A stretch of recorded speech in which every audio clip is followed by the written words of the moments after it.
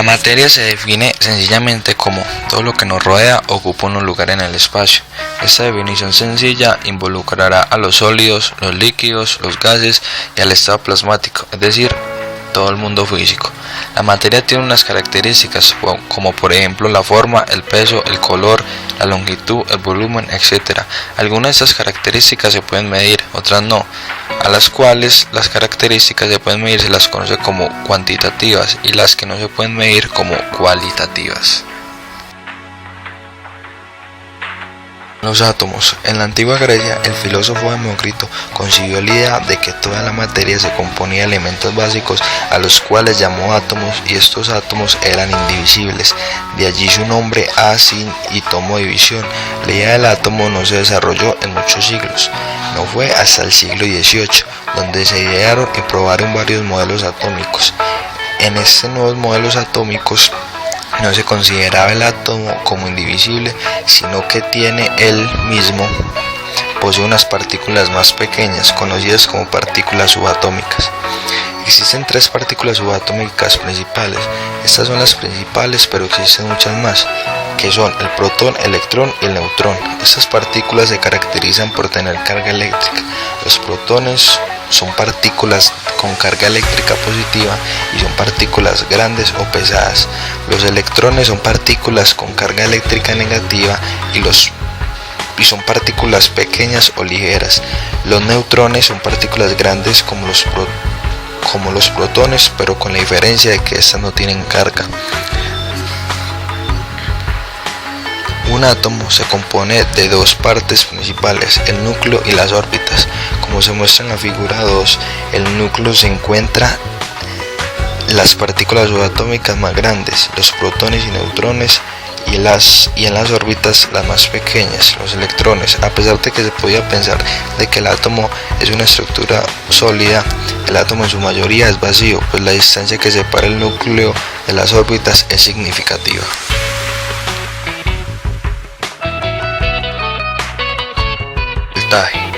El voltaje frecuentemente se define como una diferencia de potencial eléctrico entre dos puntos.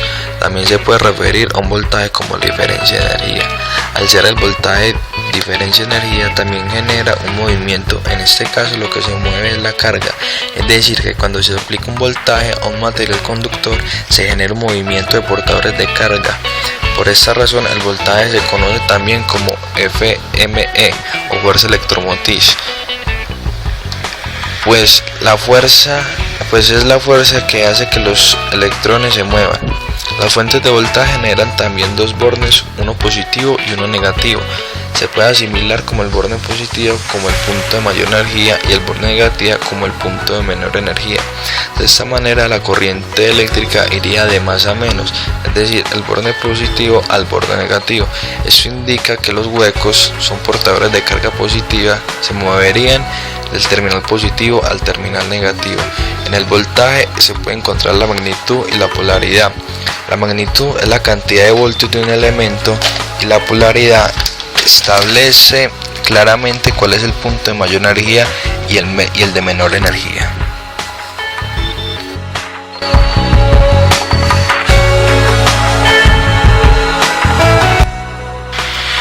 La corriente continua. La corriente continua, CC, se refiere al flujo continuo de carga eléctrica a través de un conductor entre dos puntos de potencial que no cambia en el sentido con el tiempo.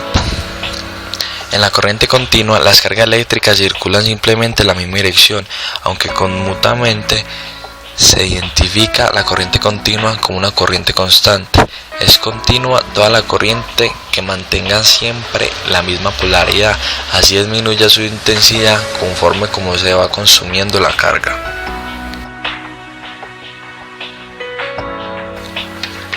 La corriente alterna. Se denomina corriente alterna, CA, a la corriente eléctrica en la que la magnitud y el sentido varían cíclicamente.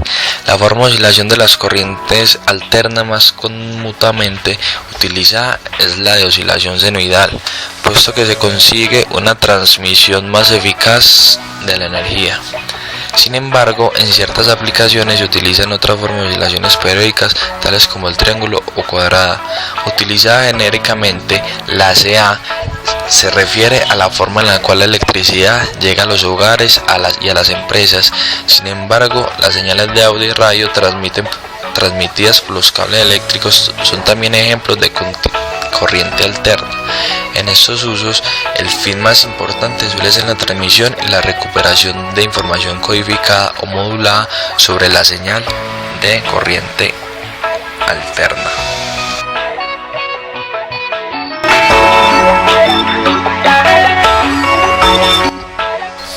Circuito en serie. Un circuito en serie es una configuración de conexión en la que los bornes o terminales de los dispositivos, generadores, resistencias, condensadores, interruptores, entre otros, se conectan secuencialmente. La terminal de salida de dispositivo se conecta a la terminal de entrada del dispositivo siguiente. Siguiendo un símil hidráulico, dos dispositivos de agua se conectan en serie si la salida del primero se conecta en la entrada del segundo. Una batería eléctrica suele estar formada por varias pilas eléctricas conectadas en serie para alcanzar así un voltaje que se precise.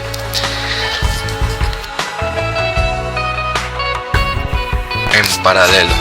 El circuito eléctrico en paralelo es una conexión donde los puertos de entrada de todos los dispositivos, generadores, resistencia, condensadores, etc., conectados coinciden entre sí y lo mismo que sus terminales de salida. Siguiendo un símil hidráulico, los tinacos de agua conectados en paralelos tendrán una entrada en común que alimentará simultáneamente a ambos, así como una salida común que drenará a ambos a la vez. Las bombillas de iluminación de una casa forman un circuito en paralelo, gastando así menos energía.